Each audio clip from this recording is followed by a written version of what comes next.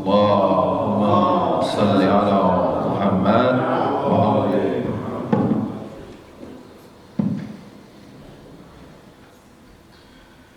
أعوذ بالله من الشيطان الرجيم. بسم الله الرحمن الرحيم.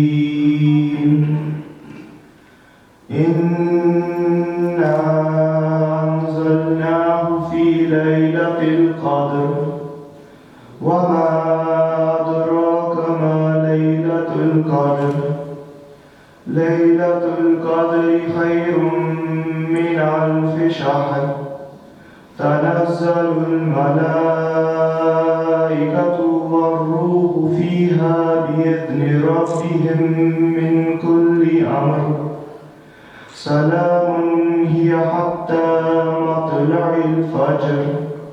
صدق الله العلي العظيم. صلوات. صل على محمد وآل MashaAllah. The next one, Shahir Sadiqi. والمحمد وأهل بيت محمد صلوات اللهم صل على محمد وآل محمد.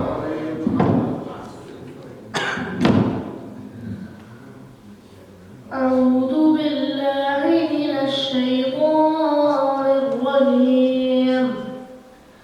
بسم الله الرحمن الرحيم. يا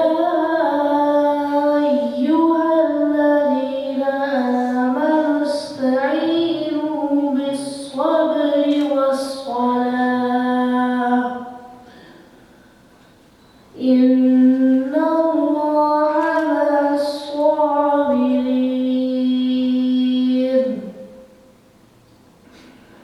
ولا تقولوا لمن يقتل في سبيل الله أموات بل لجوا في عتو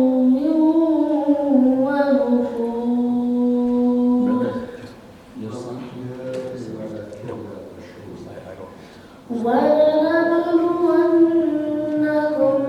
بشيء من الخوف والجوع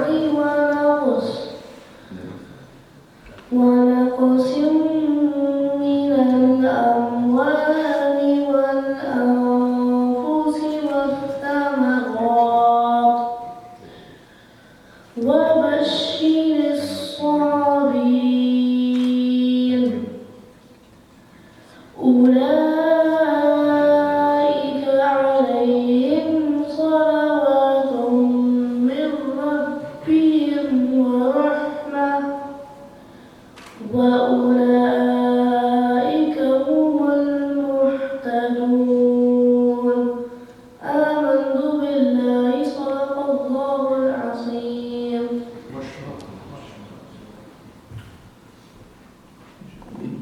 Jazakumullah khair. MashaAllah. So far I have these names, but some other people are not here so far. Ali Yaqub, Fatma Bibi, and Mahad, Khalid Muhammad, Umar Yunus, if they are here. Umar Muhammad, Umar Yunus, Yunus Ijaz.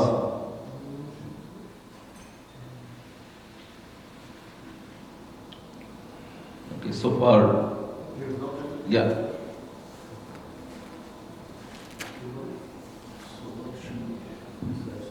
Yeah, if he want to recite word, come on.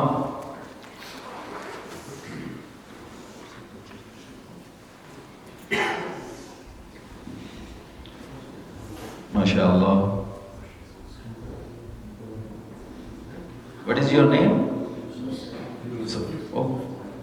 أعوذ بالله من الشيطان الرجيم.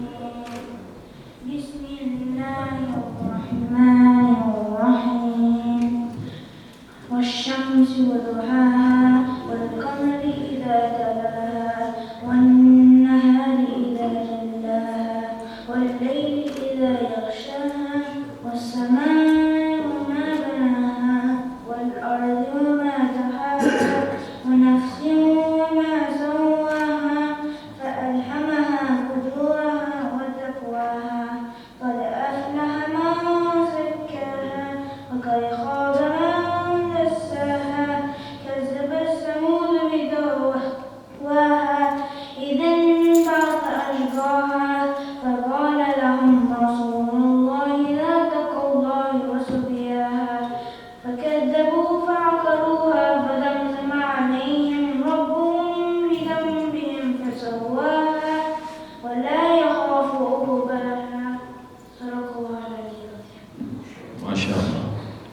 If someone want to recite, he can. Okay. What is your name? Mudassir.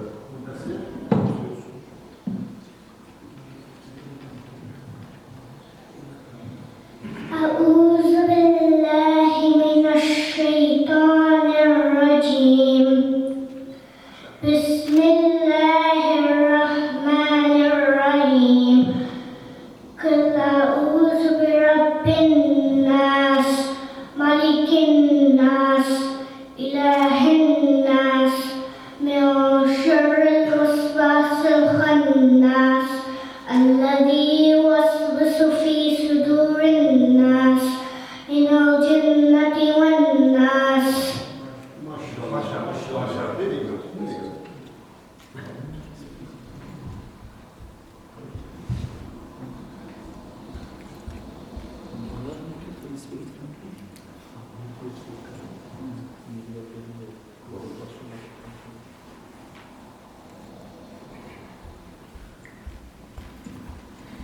I would like to invite Maulana Salim Bar Muhammad wa Ahl Bayt Muhammad Salawat. Allahumma salli ala Muhammad.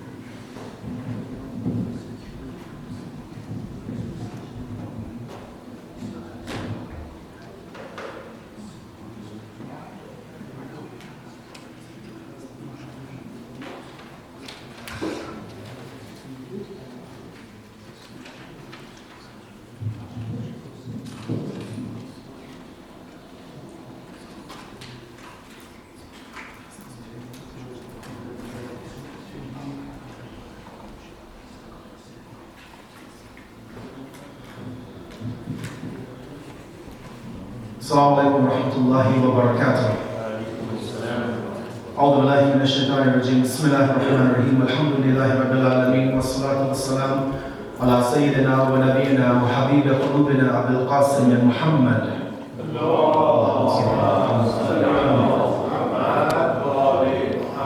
وعلى آله الطيبين الطاهرين. أما بعد. First off, it's a great pleasure to see so many brothers who are here this early morning on a Sunday morning. And it's also a great pleasure for me to be here to join the community in this, I believe, first ever Qiraat of the Quran. I don't want to call it a competition, although it is officially a competition. But, this is something, the Quran obviously is not only a book to compete on in terms of reading, but more so, the Quran should be a book that we compete with to implement within our lives.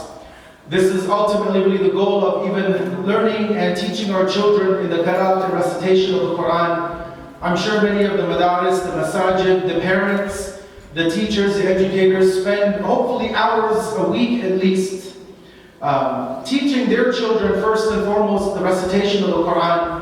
And this is obviously a tradition, a science which has been there since the earliest days, since Rasulullah was receiving wahi in obviously the cities of Mecca and Medina. It was always about, it was not always about recitation. Obviously the importance is the recitation of Quran, ensuring that we teach our next generation the correct way to recite the Quran, but obviously that is just the precursor, that is just the introduction. As we know that the Quran was not just a book to be read, we obviously read it in terms of the salat. It is an obligation, as we know, to read a portion of the Quran in every of our 5 daily prayers. And our scholars also emphasize on the fact that the recitation also has to be pronounced correctly, with all the rules of, at least the basic rules of tajweed and recitation.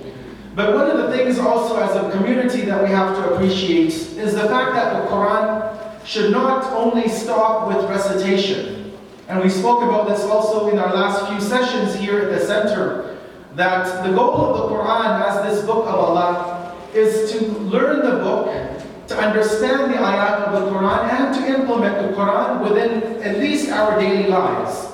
Obviously, we don't live in a Muslim environment. We don't live in a Muslim country governed by the laws of the Quran and the Sunnah of the beloved Prophet Muhammad sallallahu alaihi wasallam. But at least we can try and learn the teachings which are imbibed within the Quran and implement them within our lives.